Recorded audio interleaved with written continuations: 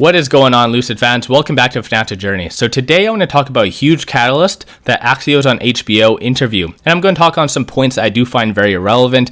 And I'm going to talk on a little bit more of a speculative topic as well, a partnership and what was alluded to. But before I get into any of that, you guys know the deal. Smash the thumbs up. Definitely helps my channel significantly. For those that are new to the channel, I do daily videos on trending stocks, crypto. I do it all. So definitely subscribe. Also, if you do like my channel and support the growth, take a look at my memberships. Link in the description below, or just hit the join button at the bottom screen. Greatly appreciate that. Also, I will be doing weekly live streams for members only, so even more of an incentive to sign up. But with all that said, let's get right into it. I do want to take a sidestep and just show you this amazing chart from today. The intraday chart definitely showed a lot of support, and we rallied, especially with the NASDAQ 100 catalyst that came out.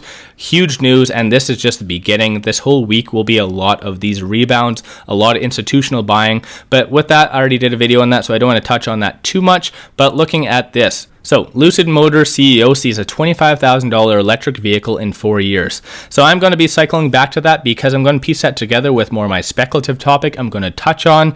So like I said, there is a lot of points within this I do want to bring up. Looking at this as well, it's nice to see that Peter actually does acknowledge that $169,000 Lucid Air dream is not attainable for the majority of the people, and that a $25,000 vehicle is where you can mass produce. He does bring up a lot of good points though. By the end of next year, down to a 70,000 vehicle. Again, that is good.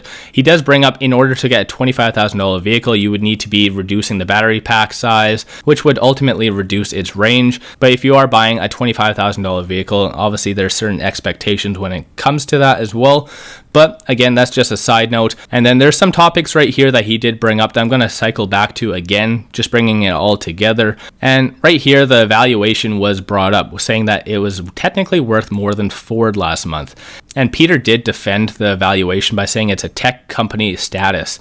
I have been saying this for quite some time. There are several different things that are behind Lucid's price. Obviously, it's future growth and it's tech, both of which are the reasons why Lucid is as high as it is. A lot of people cannot understand that. That's why they automatically bring up evaluation. It's worth more than Ford, blah, blah, blah. But at the end of the day, it comes down to those 2 points. And I'm sure there's others as well. But at the end of the day, it's that.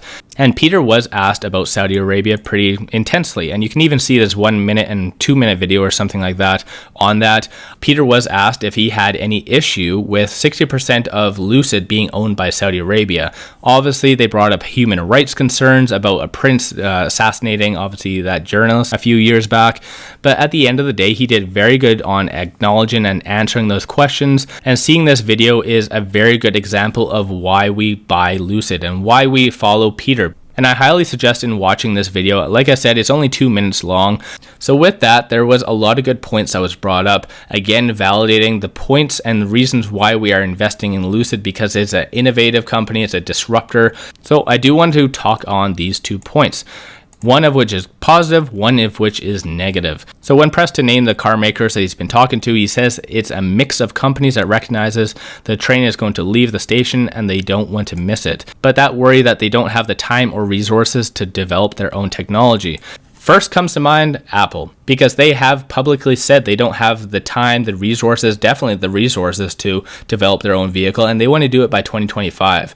It is very advantageous to just piggyback or work with Lucid that meets all of their criteria. And I'm just going to scroll right to the top just to show you this as well. So they say they can do a $25,000 vehicle in 4 years. Well, there was this article that did come out as well. Again, Peter talking on this. So Lucid's $25,000 plan. It does say that it could happen in 4 to 9 years. And I'm just going to explain on that. He does say that if there is a partnership, he can do it in 4 years. Without a partnership though, they can do it in 8 to 9 years. So with this more recent one, which was done 16 hours ago, and him saying that it can be done in 4 years, does show that there is a partnership. Why would things change a month later at the end of the day, right? So this is why I do strongly feel that there is a partnership, just nothing has been announced yet. Obviously, with the lack of transparency when it comes to the number of deliveries, we know that they are a very secretive company. No reason to doubt Lucid whatsoever as far as investors go, but the likelihood of them announcing a partnership is most likely going to come in February when they do report their next earnings. So again, it's one of those things that as investors, we might have to sit tight, but it is a good catalyst to buy on, because just reading the title in this and comparing it to what he said literally a month ago, it does show that there's a partnership. Going back to what he said exactly, Apple does not have the time nor the resources to actually develop their own technology. So going back to it, Apple Lucid, are they a partnership or not? Let me know in the comments below what you think. I know I have talked on this quite a lot, and I generally don't like to talk on a lot of speculative things without concrete information, but this definitely stood out to me hands down. And again, it's one of those things, a lot of people do really want Apple and Lucid to work together. So that is a very strong catalyst.